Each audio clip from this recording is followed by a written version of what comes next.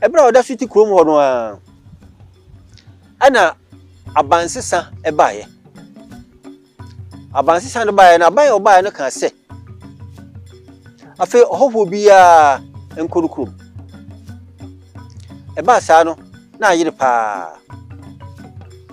Esan se na yawado aboa no ho nti. Entempa ana ofa awiem hyen esan kofie. Afi afriye niye.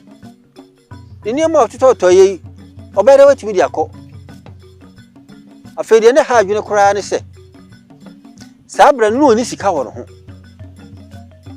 Eti ba se yenko no na wontimi enko. Abanfoforo ba ye ne hyebra ehye edi to so. Eda no so ye no afriye ntimi enko. Enti aban no edi wiemhye besese nipa no waka krombo nyina edi won kogu sire bi so. So obi amfiri ho na won kono krom. Ana kwasem nie na ya awrehosem. Na ya wadu kodu fie no. Afiri ya wofo busa nsa na anu awai. Wose yekodu ye no ya papa mu obi akobon no bra okrofoforo so. Wose nti wusi dan afiri ye ohuni wose bibo na mane. Na nso so wose woni akofiri ye wo baabi. Nti eno ho adwuma na ne wo ye do ho.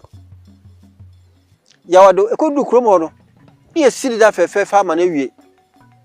Sika odi koye no odi koye adwuma ekobie adwuma ma krom ma no ayoye. Afen krofo hya se odi afiri ye atem. Na nso no oni baabi a edi afiri ye akwakosie. Abusuafo mo amunum esre so abrabo. Esre so na anyanya nkere awowo asebo ani ajata ewo. Esre so aduane ni ho. Esre so ensuo ni ho. Na nso so ye de wo makwa kogu eho.